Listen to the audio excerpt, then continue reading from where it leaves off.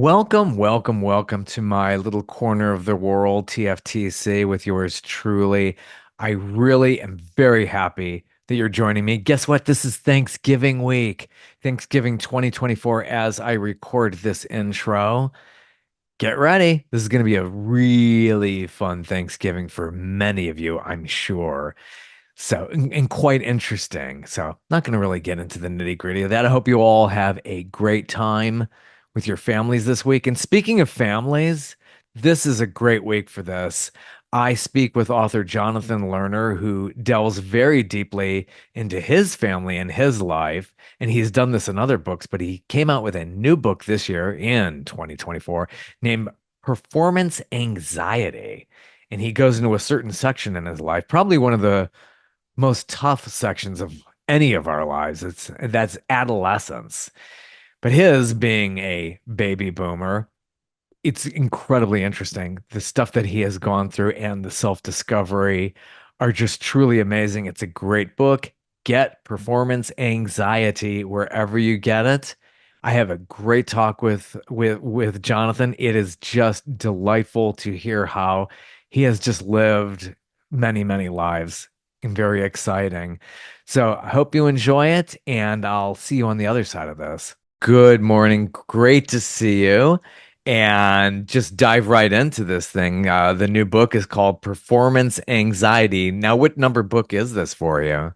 It is the sixth book or the fifth book, depending on how you count, because one of Oh, them was a collaborative project with some other writers. yeah.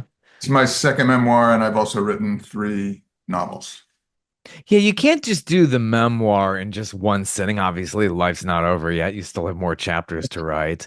So it's interesting how you are breaking this up. And with performance anxiety, this is an examination of a certain period and kind of jumping around too and analyzing how things had happened. Wonderful book, great read. And not like too heavy where it's going to take you a month to go through. So it's really, really well written in that regard as well. Thank you. It isn't linear, that's true. It's kind of framed in my senior year of high school, but it's really about my whole childhood up until the time I left school to go to college. And so there's a lot of backstory and family background and focusing on different periods of my youth.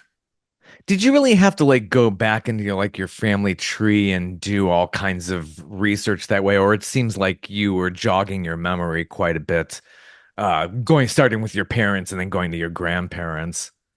Um, I used a lot of memory aids like photographs, letters, talking to my siblings, talking to old high school friends, or and discovering to my chagrin that several of them had died just before I tried to. I mean, we're of a certain age now.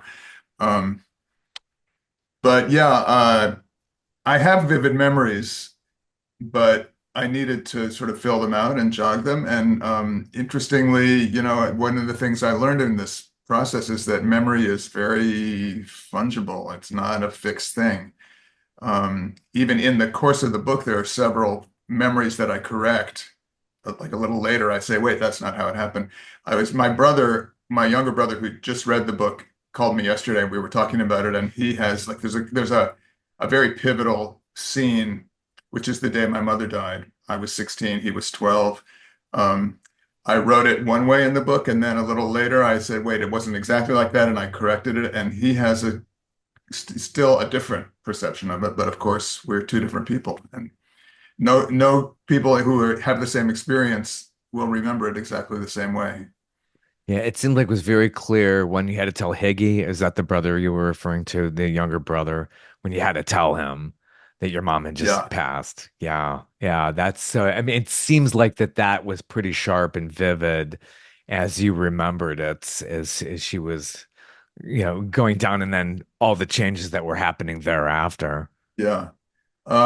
Well, it's a process of excavation, and that's when I my first memoir that I wrote, it was 6 or 8 years ago, um, Swords in the Hands of Children, which is about a later period in my life after I dropped out of college and I was very involved in the New Left and the militant organization, the Weather Underground. Um, I what I learned writing that book was that every story is unique, and one person's story can illuminate a time and a place.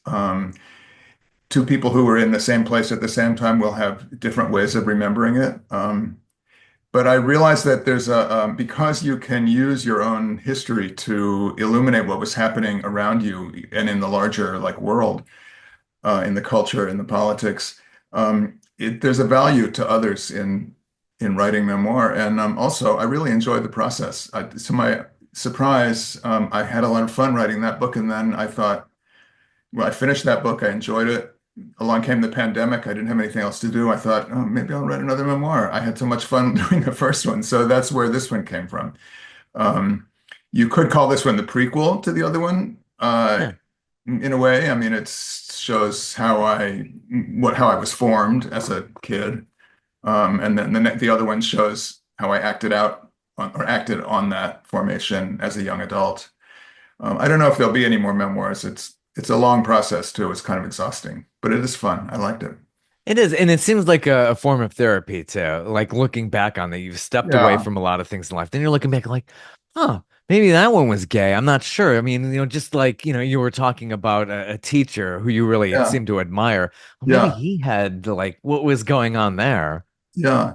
Well, that's it. There's no way to really know. I mean, especially, I mean, if I could, for example, have talked to that teacher, he's probably not alive now. He was 25 years older than me, and I'm 76. Um, I might have been able to find out the things I wonder about him. Um, but it's a process of excavation, basically. It's like being an archaeologist. Yeah, And yeah. you find these artifacts, and you sometimes, as with archaeology, sometimes you find an artifact and you know this is an ancient artifact, but you don't know what it is, or you don't know where the other missing pieces of it are. It's a piece of ceramics that you can see it fit together with something else. Where's the rest of it? What was the rest of it? Um, so in that way, it's a little bit like writing fiction because in order to make a good story that people want to read, you have to kind of round it out and fill it in. And so you have to make a lot of choices in what you select in and what you select out. Um, so I realized this now that I'm doing a lot of work to try and promote the book because these days, unless you're a very rare, very well published and famous author, you do it all yourself. Even if you have a nice publisher who's put the book out in print, you still have to do all the PR. Um, I realized that to do the publicity, I'm kind of creating a character named Jonathan Lerner, who's like me, and everything about him is true of me, but everything about me is not true of him. And then I realized that's the same thing in the book. I've created a character has my story, um, but he isn't exactly me because he has only the parts of my story that made sense to me to put in the book, that made it flow well, or that led one thing to another, or that rounded out certain things that I wanted to emphasize, and then avoided some things maybe that I really didn't want to emphasize.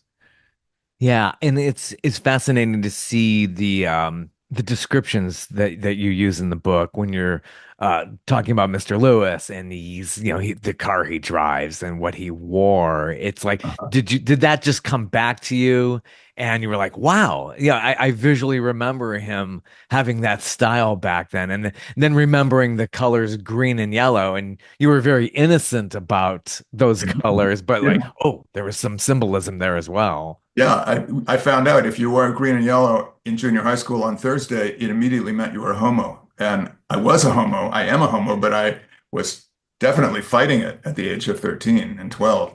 Um, and that was a time when you didn't own it. Kids today I think it's hard for them still, but they have the opportunity and the space to declare who they are. Um, uh, you know, uh, my visual memory is very vivid. Like Mr. Lewis, the ninth grade English teacher who you were referring to, absolutely, I can see him driving up to the school in his red MG Roadster, and then 2 years later, when he traded it in on a red Thunderbird convertible, I can see him driving that. I can see what he wore, Weegian loafers. I remember how he looks. I only have one photograph of him actually, and he's sort of leaning down like this. It's not even a good picture of him. Um, so I have a vivid visual memory for cars, for architecture, and those are both of those things are topics that I talk about a lot. I mean, I loved cars when I was a kid. I don't know anything about them mechanically, but I just loved the style of them. And in the 50s and 60s, they were wild, tail fins and chrome and changing every single year. Um, and the same with sort of architecture. I've always been interested in it. I don't really know why I got that interest, but my family lived in three different houses while I was growing up, each one of very different style. My friends lived in houses of different kinds of styles, and I have very of almost photographic memories of the school buildings I was in, which and I describe those. I feel like that's, I could have written this story all about psychology and how I was feeling, but I don't think that makes a very vivid story. I mean, if Yeah. you're reading something, you want to be able to picture it. So hence the Absolutely. Yeah. descriptions and the details, the colors, the shapes. Yeah. And do you ever go back and visit? Because like I just visited Cleveland, Ohio, which I've been out of for over 35 years now. Yeah. I just went back recently and it's like things seem smaller. Things are very small. Yeah. We're It's really bigger. weird. Yeah. We're bigger than we were when we were 8 years old. But Yeah. yes, things seem smaller. The trees are all bigger because they've had another 30 years to grow. So the tree canopies are huge and shady now. I actually haven't, this story, my youth took place in Washington, D.C. and Chevy Chase, Maryland, which is a suburb of Washington. And I have not actually been back there for, oh God, probably 20 years. I haven't been there very many times even since I moved away, and yet Washington itself is very vivid to me. And especially in the senior year in high school, which is the framing of the book. The book starts with my parents giving me a car, an old used car that they bought because I was going to a private school downtown and I had no way to get there other than driving. So here I am, 16 years old, with this actually kind of clunky, not very cool, but actually big, loud, thrumming engine V8 Studebaker sedan, like racing around Washington, D.C. right at the time when the interstate highways were just being built. The Capitol Beltway, which Right. encircles the city, wasn't even completed then. Only like two-thirds of it were there, and uh, I mean, a lot of what I did in my senior year in high school was drive around with my friends, or drive to see my friends, or pick up my friends when we would go out in the country and sit around and drink beer, or we would take walks, or um, but so all that sort of visual stuff is very close to the surface with me. It's the the things that the things that I had to sort of really decide how to remember were more the things that had sort of emotional valence, sort of things about friendships, things about other people's character, uh, Yeah. which, it's easy to describe a car. It was two-tone blue and it had white wall tires. And, the character of my good friend with whom I drove in that car to Canada, well, I'm trying to remember. We had this long trip to Canada, and actually we did several long trips together, and I can't remember a single thing we talked about. Did we possibly drive for hours without having a conversation? That's unreal. But what Yeah. was it? I don't Any remember. music on the radio back then was Oh, probably music is AM radio. also a big Yeah. thing, a big piece of it. Actually, I was thinking, uh, because you do so much with music, Yeah. I was remembering that the year I was a senior in high school was 1964, 65. And I Yeah. was thinking about the music of that period and how it was sort of evolving right then. In 64, it seems to me the pop music was dominated by Motown and sort of rather sweet rock and roll like the Beach Boys, doo-wop, girl groups, Sonny and Cher, sort Yeah. of stuff verging on novelty music. Um, By 1965, as I remember it, pop music was sort of hardening in a way, and it was kind of coincident with the sort of emergence of the counterculture and sort of radical politics and a sort of radical stance on the part of kids. I mean, the Stones were much more prominent at the end of that year than at the beginning. And you had other groups like the Animals and the Kinks and the Zombies and the Yardbirds and the Who. Even the names of them are kind of Them was the name of a group. And Bob Dylan goes electric in the same year. Right, right.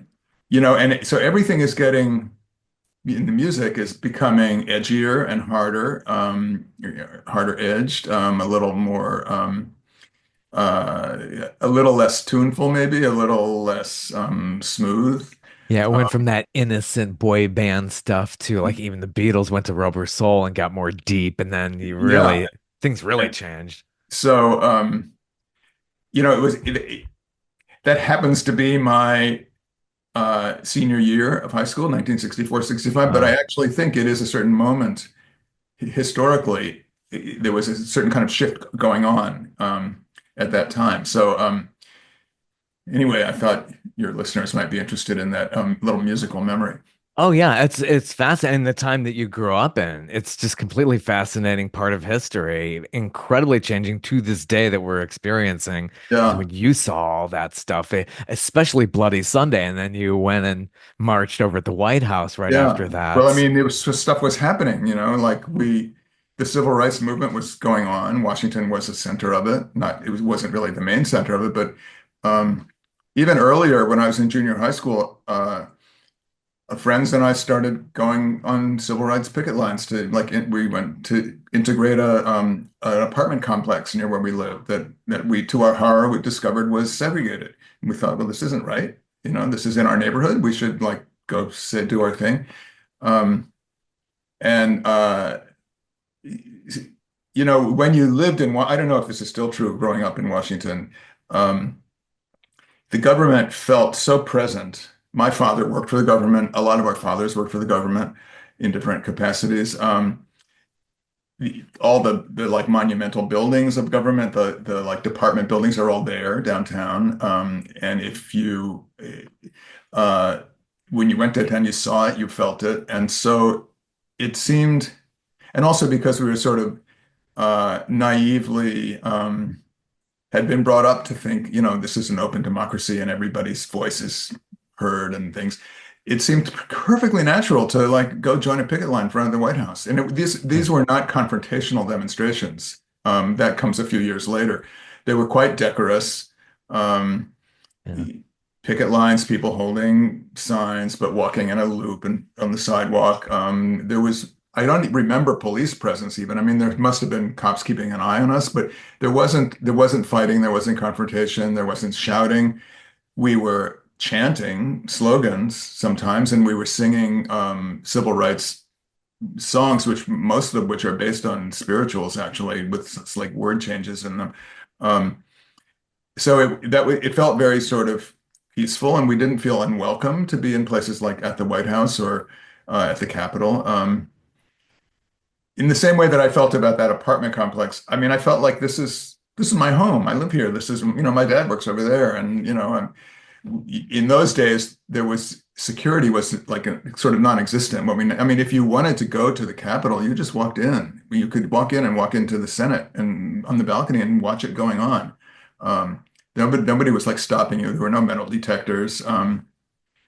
So, that was a different world for sure. I mean, now I haven't been to Washington lately, but I'm pretty sure you can't even get close to the Capitol unless you have like, you're wearing a Uh, badge on your neck and, you go through several layers of questioning and like going to an airport like times 10 probably is what it's like now, I oh imagine. yeah. Yeah. It's just, especially what's happened over about 4 years ago. It's like, of course, Yeah. that security is like Yeah. way increased. It's unbelievable. But you Yeah. saw those differences between being in Maryland versus Virginia back in those days. And this is just 100 years after the Civil War. I mean, there was Yeah. still really very, very, very much Civil War. I'm here in the South here too. There are remnants. It's Yeah. changed a lot over these last almost 4 decades now, Yeah. but wow. Well, I mean, this was partly it's quite subjective. We lived in Chevy Chase, Maryland. That was and still is a sort of liberal community. Uh, my idea growing up was that everything on the other side of the Potomac River, which was Virginia, was like sort of scary. Ku Klux Klan and burning bushes, burning crosses, and um, I mean, that's not exactly, it wasn't exactly that stark a difference, but I remember kind of sort of feeling it whenever we drove across the river, that we often used a bridge called Chain Bridge. And in my mind, that it was called Chain Bridge because I believe that they had chain gangs of prisoners working in Virginia. Actually, there were chain gangs in some southern states then, Oh or yeah. maybe not even then. There were no longer. I checked this out because I didn't want to be inaccurate about it. There were no more chain gangs in Virginia when I was a kid. That had been a practice that had been abandoned. Um, but in my mind, Virginia was like sort of scary redneck territory. Yeah. My elementary school was desegregated the year after Brown versus Board of Education. So in second grade, um, there was a poor forlorn black girl was in our class all by herself. I mean, I don't think anybody Gosh. talked to her. It was like, but probably not easy for her, but it was normalized. Whereas Virginia and many states in the South were like kicking and screaming, and Virginia didn't finish integrating its public schools for another 20 years. Um, so, uh, I had this idea that the Confederacy, the Klan, the violence that we knew was happening, uh, for example, in civil rights battles in the South, you could see it, like Bloody Sunday or Yeah. the Freedom Rides, where black students were like trying to integrate interstate bus service, and the bus would get firebombed while they were on it. There was really scary things were happening. To me, that all was South. It was all on the other side of the river. And where we lived in Maryland was lovely and liberal and open and forward-looking. And actually, that wasn't true either. There were plenty of segregated situations and plenty of racist examples of things happening in Maryland too. But as a kid, you have a limited view of the world, let's say, and that's how I thought of it at the time. Yeah. Well, what a change. It's unbelievable. I mean, the times that you grew up and saw all that stuff, especially now were a lot of names changed to protect the innocent in your book? Did you have to or just use Actually, first names? no. I used people's real first names with maybe two or three exceptions because the incidents, the anecdotes I was telling in those cases were something that could really embarrass or hurt somebody's feelings. And it's a person I had not been in touch with in decades. And I don't even know if they're still alive, but um, I discovered that I could just use people's first names. And if the person I called John, who actually somebody I'm in touch with, but let's say I wasn't in touch with him now, if he happened to read the book and saw that he was being described with his first name, well, I'm just giving his first name. John's a pretty common name. That doesn't lead anybody to his email address right away, Right, right. or It's any important. other like identifying characteristic. So, and then the funny thing is, I mentioned many people in the course of the book. Uh, there were virtually no duplications of names. You would Hmm. think that I would have had like five Andys and 14 Johns, but no, there was, a Frank and a Richard and a lot of well-distributed individual Sure. names. How that happened, I don't know, but that's actually it. So I didn't really make up names, no. I mean, that's something when you're writing memoir and you're trying to be honest and accurate about it. It's something I know other writers, people have different strategies about it because uh, you might be telling stories that could hurt somebody's feelings or get someone in trouble, or make someone mad at you, or Right. Yeah, uh, it's true. so. I mean, I wasn't particularly worried about any of that, but in the just a couple of instances, I thought there's no reason not to give this person a different name because you know why put someone in an uncomfortable position. Yeah.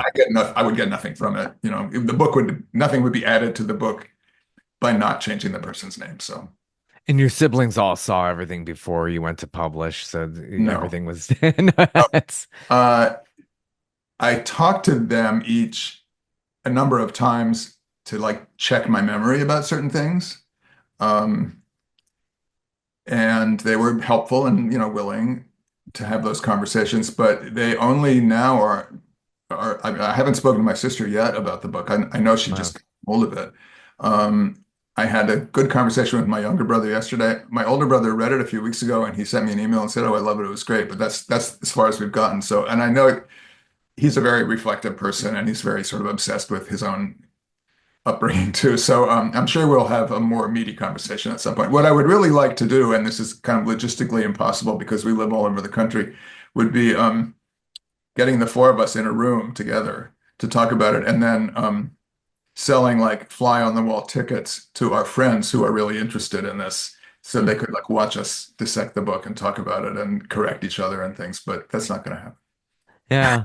Wish we could all do that. It's just, yeah, one big old therapy session, everybody Yeah. just getting it all out on the table. It's just like, yeah, it's just fascinating to go through the book and to see how you're just, growing and your perspective and everything. And then going back to your parents and the kind of relationships that you had. And you were like one of those very early free range kids. They talk about free range kids. I kind of was back in the 70s.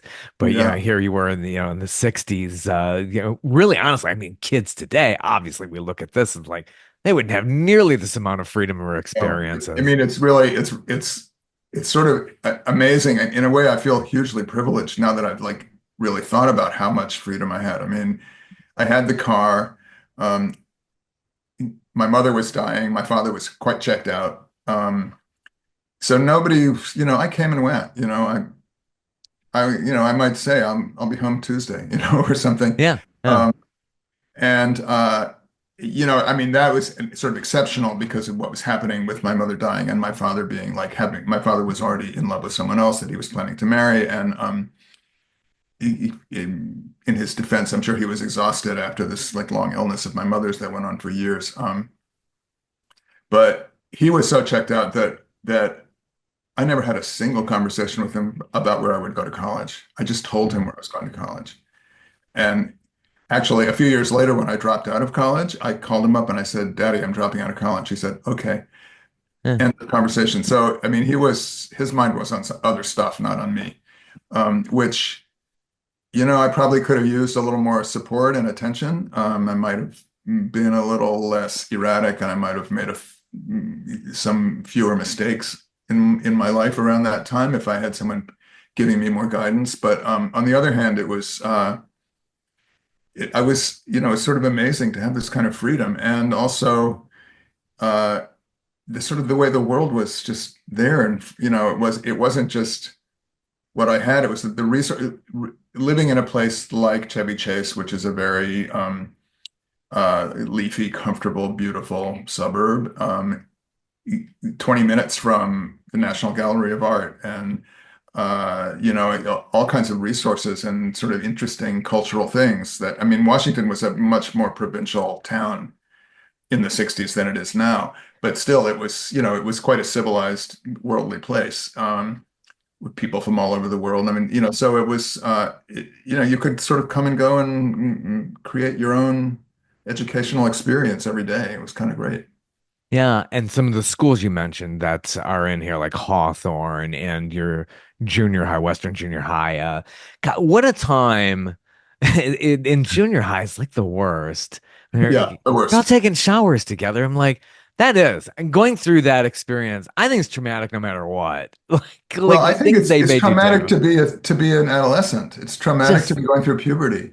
And when you're doing it in a school of 2,000 kids, and when I entered that school in seventh grade, I was 11, and there were kids up to 15, and I was like, I had not gone through puberty yet, so like, I was a little boy, and there were like these, like kids, and um, just speaking of the boys, I mean, it's not easy to grow up as a boy and become a young man because you have the society is expecting things of you. It's giving you certain like rules you're not supposed to break. And in those days, the particular tension with me was that I was trying to fight the fact that I'm gay, and I successfully fought it for quite a long time. Um, I don't think, in essence, that the insecurity would be that much different for a gay kid or a straight kid because all, every boy has to somehow get a handle on what it means to become a sexual person and become a man. Um, And there's a lot of expectations from the culture about what that means, how you're supposed to act, what you're supposed to do, how you're supposed to treat girls, how you're supposed to treat other guys. Um, and if you deviate from that, or if you're uncomfortable with those things, regardless of what your own sexual orientation is, um, it's scary. And you can make mistakes and you can get in trouble, and people can pick on you for making mistakes. Uh, I describe in the book some, we can let people read these, but I describe several experiences when in the course of trying to fight being gay, I was having sexual relationships with girls. I mean, at the age of 16 and 17. And uh, I describe, I think as honestly as I can, that these must have been like pretty unpleasant for the girls because I was like completely not interested in them. I was like doing this as like a notch on my belt. See, I'm not gay Yeah. because I can have sex with girls. Um, and it must have been pretty unpleasant for them, or at least not very pleasant. It was kind of unpleasant for me too, because I was forcing myself to do it. But I don't think that's that different from what a lot of straight boys do at the same ages of 16 and 17. You force yourself to do this stuff because you think in order to prove yourself, you're supposed to do it. Right. And I mean, I know that I had friends who were in like serious, like in love with each other relationships, couples, boys and girls, a couple of them, that was pretty precocious of them at the age of 17. But, I'm not saying that those weren't real, but I think most kids who were dating or going steady or whatever, it was really, a lot of it was surely was kind of forced because people felt this is what they were supposed to do.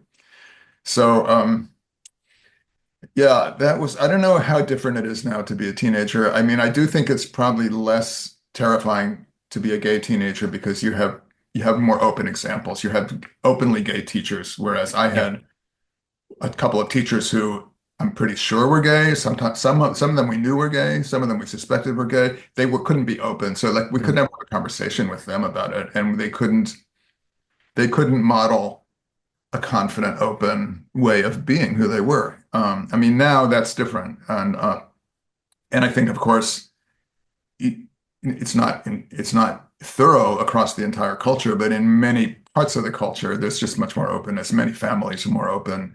It's less of a fight for kids, which I don't think makes it easier to grow up gay, but I don't think it's easy to grow up male, actually. Period. It's all very true. Yeah, that really is. It's just, thankfully, yeah, there's a lot more awareness. There's a lot more awareness and just general bullying.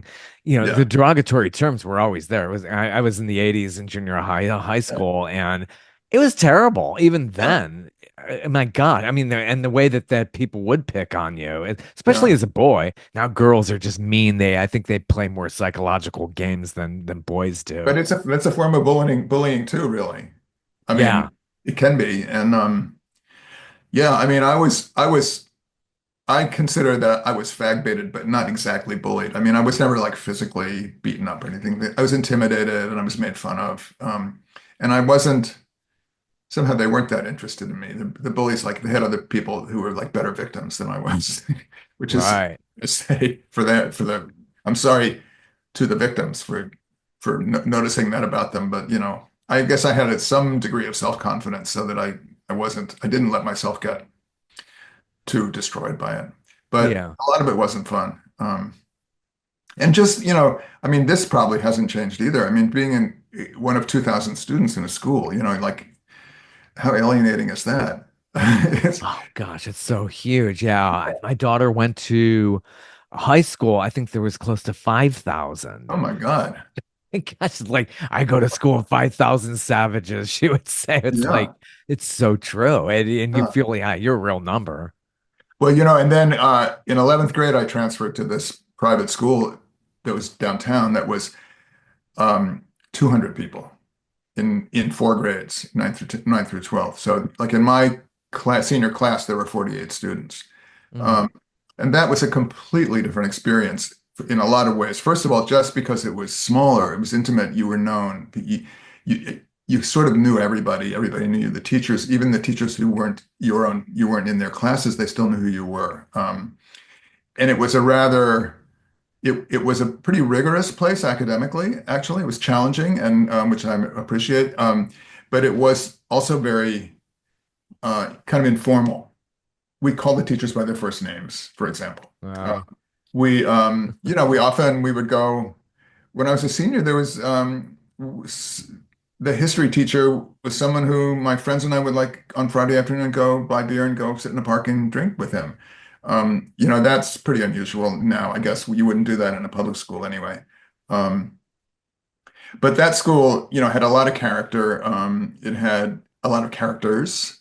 The teachers were all, they all were sort of quirky, interesting people who maybe wouldn't have made it teaching in public school. They couldn't have like constrained themselves. And so just as it was for us, the students, it was easier for them to just be who they were, and be like weirdos. And uh, so that was great. And I was unhappy early in junior high school. By the time I got to Hawthorne School in 11th grade, I was pretty happy. I really liked being there and Yeah, good what a friends there. difference. What a Had a difference. lot of And fun. then just going through, you skipped a grade because you were in Taipei, Taiwan. So Yeah. somehow and to me, it was very unusual to skip somebody. I don't know if I ever knew It was anybody. less unusual then. My dad was in the Foreign Service and we lived in Taiwan when I was 9, 10, 11. So I was like, I was in fourth grade when we got there.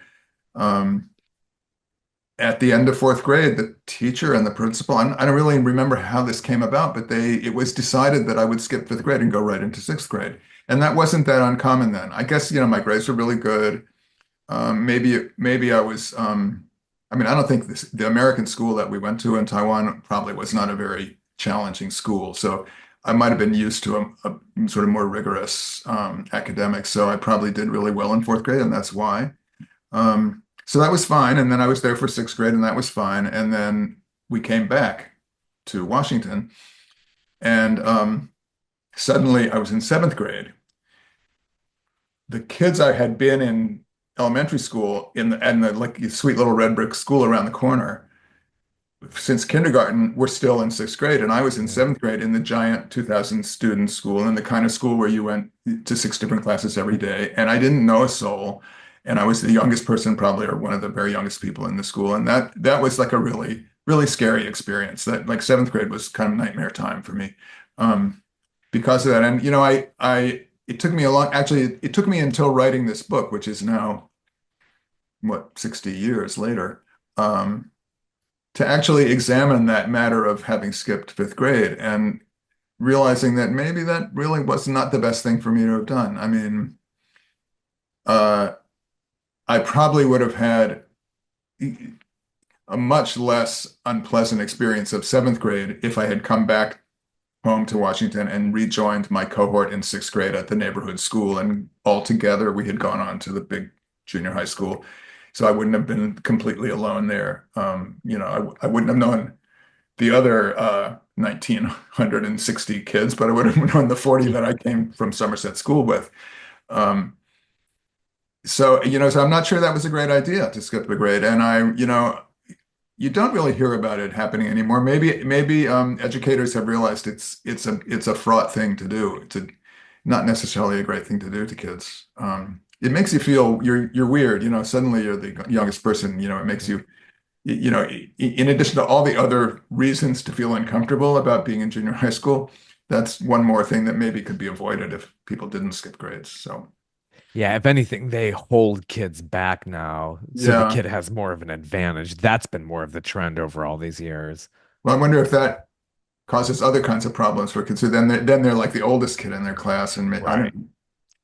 I don't know. It doesn't bear dwelling on. But so yeah, that's actually an example of a way that a way of thinking about myself was transformed in the course of writing the book because I had never sort of questioned the oh, I skipped fifth grade because I was smart. That's the way I just always have thought about it. But in reflecting back on my teenage years, I realized the impact it had on me. Maybe it wasn't so good. Yeah. And so you've had obviously this interest in writing growing up and everything. Is it something that you pretty much just fell into? Sounds like you just had this love of books, reading in this Victorian house and a nice little Yeah, well, cubby. I've always loved reading, and I've always been a big reader. And I and I didn't think I wasn't thinking of becoming a writer until like much later. But uh, I liked reading. I liked writing assignments and research papers and things like that. And when I got involved in the anti-war movement, uh, later, like when I was, 20, 21, when I had dropped out of college, this is like 67, 68. One of the things did was some of the writing, like when we would write leaflets or articles for radical newspapers or something. I did a lot of the writing, and I liked it. And became an editor of one of those leftist student newspapers.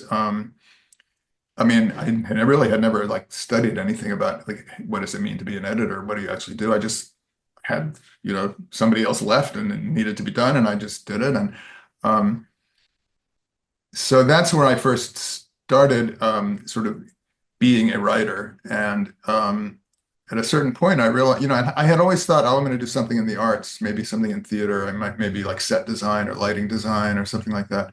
Um, and then at a certain point, I guess when I was in my early 20s, like I said, wait, I'm already doing this thing. I already know how to write. I already like writing. Writing is a thing I can do. And so that's what I did. And I've had a long career as a journalist and magazine editor. I've written all kinds of things. The through line of my interest has been architecture, urban design, and sort of the intersection of built and natural environments. So I've written a lot about those kinds of things. Everything from sort of interior design and visual arts, residential design, park planning, parks and conservation areas, and sort of the whole thing about the built environment. But I've also, for years, I did a lot of travel writing. I was a restaurant critic. I've written profiles of people. I've had a lot of fun with it, actually. And I'm fortunate to have gone into journalism at a time when, as a freelancer, you could actually make a living. That's changed. I mean, I guess people somehow manage, but I'm not sure how they do, because in 2008, when the big financial crash happened and magazines started going out of business like crazy because there was no Yeah. advertising money. At the same time, publishing was moving online, and so the business model was really changing. And I found that uh, the same article that I might have written a year earlier for a print magazine for $2,000 fee, I was being Hmm. offered $200 to do this, or $50 to do the same thing. Well, I mean, I couldn't really do that. Um, Yeah. and So, that was sort of a rude awakening.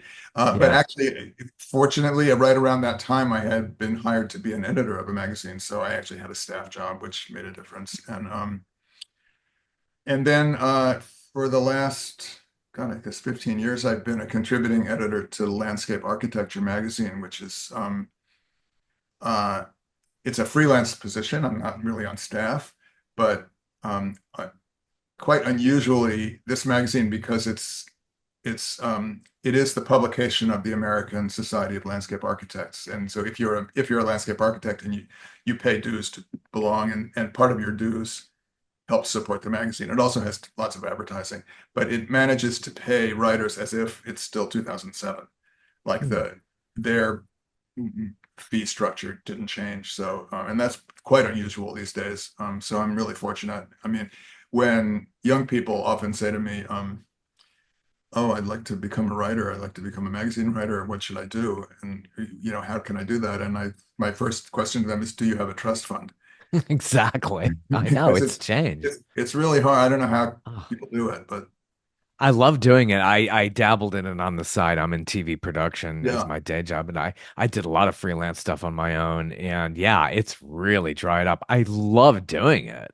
and Yeah, having that freedom and everything. But yeah, everything changed. Media yeah, has really changed now. TV, streaming, all that's just very complicated now. yeah, yeah. So I'm lucky I like aged out of that all that. And now I Yeah. work very hard now, really. I'm kind of retired or semi-retired or Yeah, and doing very good at your age. Absolutely. Doing very well. There's probably many more chapters to write. Where are you based out of now? I live in upstate New York in a town called Hudson. It's about Okay. 120 miles up the Hudson River from New York City. Okay. I had Beautiful somebody. little Yeah. small historic city in a gorgeous countryside. I can look across the river and see the Catskill Mountains 20 Oh, minutes away and great hiking, great local food. It's a nice place to live.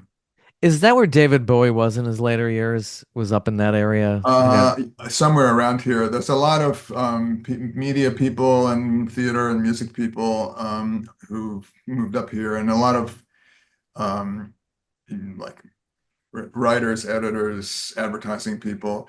Um, a big sort of constant influx of people coming up from New York City, retiring or um, getting like country houses here for a week as to use as weekend houses. It's close enough that you can do that. The really rich people do look toward the Hamptons out at the end of Long Island. The less rich people who have only enough money for a small country house look up in this direction. Um, and so there's a lot of very interesting people here and sort of great cultural life, actually. And the Hudson, where I live, is a tiny little city, but it really is a city. It was planned in the 18th century with this little urban grid. It has alleys between the streets. And so all the houses are very close together. And I live right in the middle of it, and I can walk to sort of everything, cultural events, the drugstore, the post office, the library. It's all right here within a few blocks. So Yeah. that's kind of nice, especially getting to the point where, I don't want to drive that much. I want to drive it. I've been in the Atlanta area for decades now, and it's like I'm so over this. It's like Yeah. one day Yeah. I just like to just get away from that and Yeah. just. I lived in Atlanta for a long time. I think when we first Yeah. connected, I was still living there. Oh, were you okay? Um, Wow. but I've been Yeah. there since 2010, I think. 2010. So yeah, through the years, what's become very big, and it's happening everywhere. My Yeah. daughter actually lives in a place like this, and you who appreciates architecture could really Yeah. understand this. The type of like townhouses and Uh-huh. apartments that are going up look like prisons. I hate to say it, but I know this is more functional for Gen Z, maybe even some millennials and beyond. But Well, I know for older people too, because you can start walking places. You don't have to be able to drive. Um, yeah, I mean, there's there's urban densification, and that is one thing, and how it's designed is another thing. Like some of those mm, new buildings are like pretty boring. They look like they were like stamped out in a factory.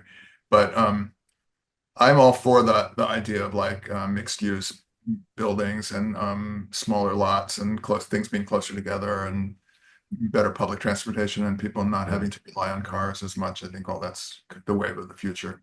I hope so. I hope so for Atlanta. This is just a nightmare. And I know the greater New York area, like it's a mess too. But like, gosh, cars everywhere. Everywhere you gotta go.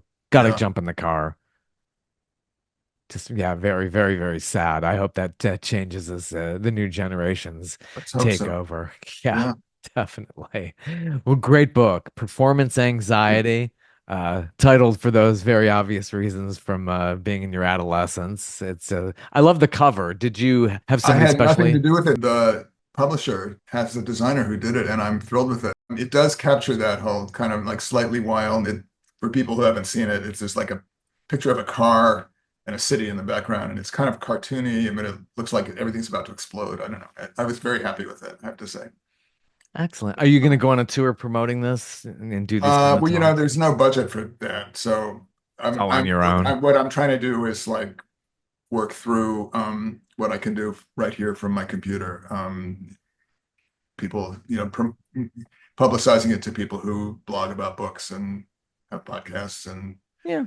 in online, there's a whole online ecosystem of readers and book influencers, and that's the cheap and dirty way to get something Yeah. published these days. I'm doing some readings and events right around here that I don't have to like travel for because, like if I set something up in New York City, it means I have to go to the city, which I either have to drive for 2 hours or take the train. I have to find a place to stay. I have to eat dinner.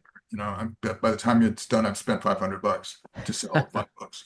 So, um, Easier to get to Atlanta, do the JCC circuit, come over to Dunwoody, and you can talk yeah, about it at the book fest. yeah, That's that's a thought. a lot easier. Well, thanks a lot, Bob. This has been great fun. Yeah, very much, very much. And thanks for connecting with me. We've been connected on the socials for years now, and just really happy that I got to speak with you today. Yeah, me too. Great. Take care. Have a good one. Okay, you too. Bye-bye. Wow. I really had a great time talking with him because there's just so many things in life where it's difficult to talk about these things so many years out. And, it does kind of like write the script for you and kind of, forms your self-esteem and your identity and all those things. As much as you say that you've moved on from those very tough years, it's really difficult. I think we always deal with that, with the angst and everything that had gotten into our lives when we were far younger. It takes a lot of strength to carry on. And you get that in this book. I really highly recommend it. Get it wherever you get those books. Get it online. Probably better as a hard copy. Still like the old fashioned books where you just, it's kind of nice. And then it looks great on the shelf. Didn't his background for those who are watching on YouTube. Great background. He's got a great office with many books. Anyway, I will see you or hear from you soon. Take care.